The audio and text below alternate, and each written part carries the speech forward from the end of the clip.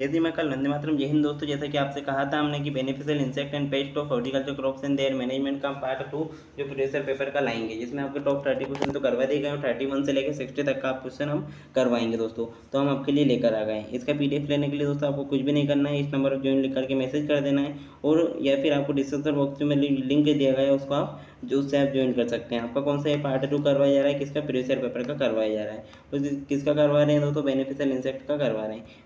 तो दोस्तों बढ़ते हैं आगे हम। क्वेश्चन आपका क्वेश्चन फर्स्ट क्या है दोस्तों?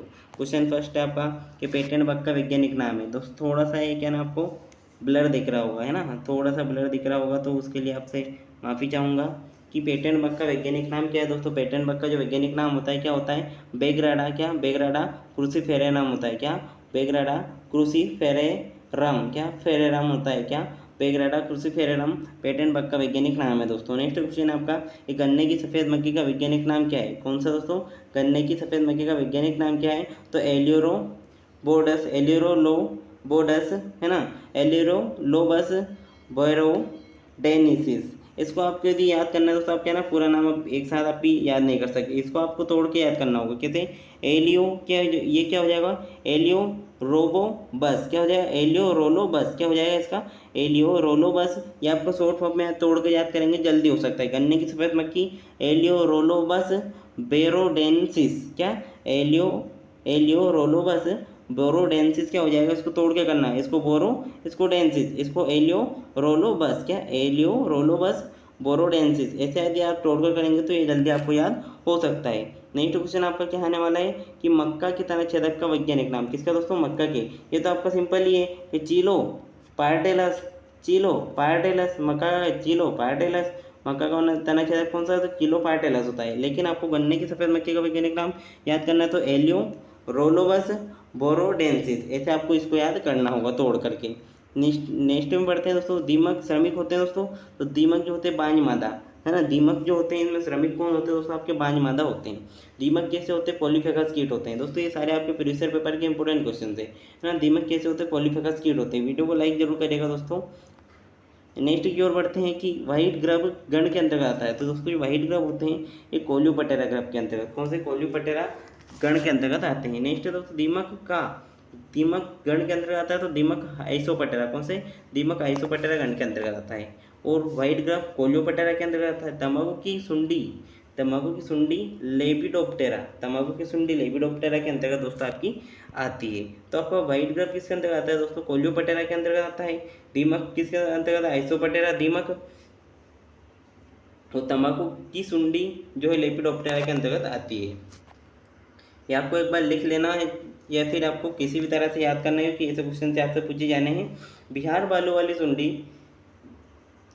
किस गण के अंतर्गत आती है दोस्तों? बिहार बालों वाली जो सुंडी है ये भी आपकी लेपिडोप्टेरा में आती है, और तंबाकू की सुंडी भी आपकी किसमें आती है? लेपिडोप्टेरा में आती है। आगे बढ़ेंगे दोस्तों।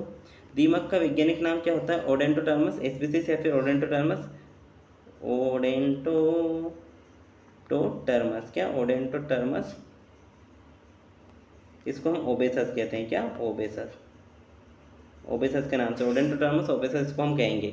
ओडेंटोटर्मस स्पीसीज भी बोल सकते हैं, फिर ओबेसस भी बोल सकते हैं। तंबाकू के कैटरपिलर का वैज्ञानिक नाम होता है तो स्पोडोप्टेरा लिचूरा, क्या होता है? स्पोडोप्टेरा लिटूरा। तंबाकू का जो कैटरपिलर होता है उसका वैज्ञानिक नाम क्या होता है? स्पोडोप्टेरा लिटूरा होता है। बिहार बालों वाली कैटरपिलर क्या होती है दोस्तों? बिहार बालों वाली स्पिलोसोमा ओब्लिक्यू, क्या होता है? स्पिलोसोमा ओब्लिक्यू जब बिहार बालों वाली कैटरपिलर दोस्तों आपकी होती है। नेक्स्ट क्वेश्चन की ओर बढ़ेंगे दोस्तों। के लार्वा, सॉरी, किसके लार्वा हरे भूरे रंग के होते हैं और बड़े होने पर लाल हो जाते हैं, और बालों वाले होते हैं, लाल बालों वाले बड़े होने पर हो जाते हैं। तो किसके दोस्तों? एमसेक्टा मोराई। कौन? एमसेक्टा मोराई के जो लार्वा होते हैं। क्वेश्चन क्यों पढ़ेंगे 44 की तरफ। किस कीट के वयस्क गहरे भूरे रंग के होते हैं दोस्तों, और लहरदार सफ़ेद निशानों के साथ में भूरे रंग के भी होते हैं? तो कौन से दोस्तों?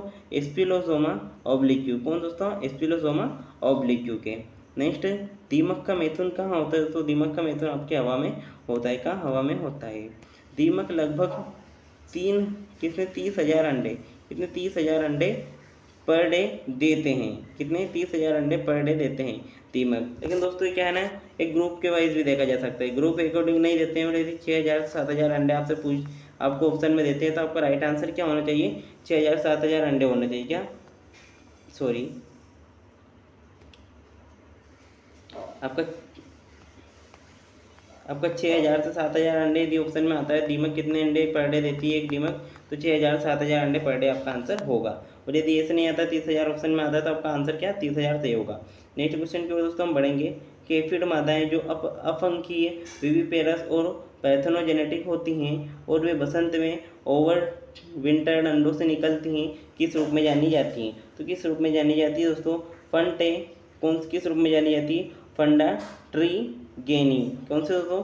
फंडा ट्री गेनी के रूप में इनको हम जानते हैं। किस रूप में? फंडा ट्री गेनी के रूप में इनको हम जानते हैं। नेक्स्ट क्वेश्चन दोस्तों कि भंडारण में चावल, ज्वार, गेहूं, जौ, मक्का के दानों पर 1.5 mm व्यास के अनियमित छिद्रों की उपस्थिति के हमले के कारण होती है दोस्तों। किसके हमले के कारण होती है?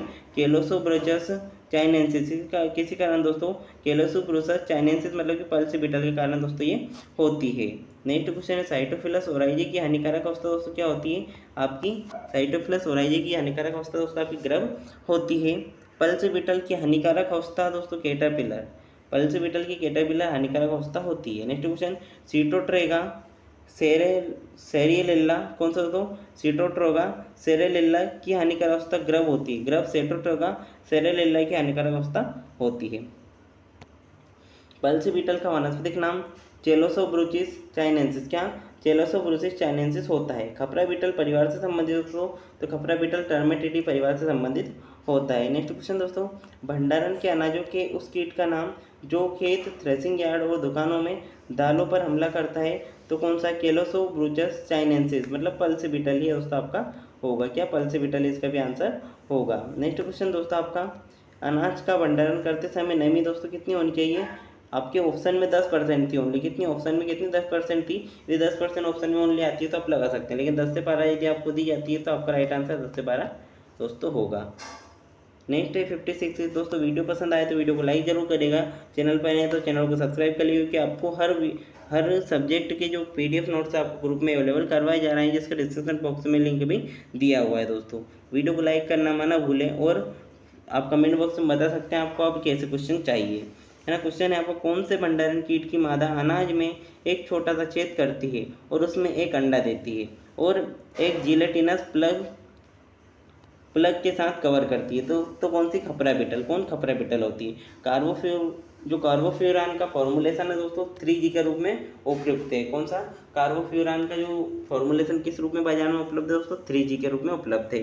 एंडोसल्फान 35 cc के रूप में दोस्तों आपको मालूम है एंडोसल्फान 35 cc आपने 11th क्लास में एग्रीकल्चर में आपने इसको पढ़ लिया होगा कि एंडोसल्फान का जो है क्या दोस्तों फॉर्मुलेशन बाजार में किस रूप में उपलब्ध है? तो 35 cc के रूप में उपलब्ध है। कार्बोनिल की यदि हम बात करेंगे दोस्तों कितना? कार्बोनिल कितना दोस्तों आपको 50 WP। कार्बोनिल 50 WP दोस्तों, है ना। कार्बोनिल कितना हो जाएगा अपना? 50 WP दोस्तों आपका हो जाएगा। वहीं बात करेंगे हम डाइमेथोएट का फॉर्मुलेशन के रूप में, तो 30 cc। कितना? 30 cc दोस्तों। आपके साइड क्वेश्चन दोस्तों 60 क्वेश्चन यहाँ पर समाप्त हो चुके हैं। आपको जो नेक्स्ट पार्ट जो आने वाले हैं, आपका पार्ट नंबर आने वाला है 4th नंबर, है ना। ये 2 पार्ट आपके प्रीवियस पेपर के थे, ये 2 ही थे ओनली, लेकिन 4th नंबर जो आपको बेनिफिशियल इंडेक्स का जो पार्ट 4 आने वाला है उसमें आपके इंपॉर्टेंट क्वेश्चन कराए जाने वाले हैं। पार्ट जो 3 आए उनमें लाख कीट, रेशम कीट और मधुमक्खी से रिलेटेड कुछ क्वेश्चन करवाए गए हैं। दोस्तों हमारे साथ बने रहिए। चैनल पर नए हैं तो चैनल को सब्सक्राइब कर लीजिए, वीडियो को लाइक करना ना भूलें और अपने दोस्तों के साथ इस वीडियो को शेयर करें। उनसे बोले कि चैनल को सब्सक्राइब करें ताकि उनके पास में नोटिफिकेशन मिल सके और वो भी इन वीडियोज़ को देख सकें। ओके, और उनको भी ग्रुप में ज्वाइन करवाइए। मिलते हैं नेक्स्ट वीडियो में। जय हिंद, वंदे मातरम, जय श्री महाकाल।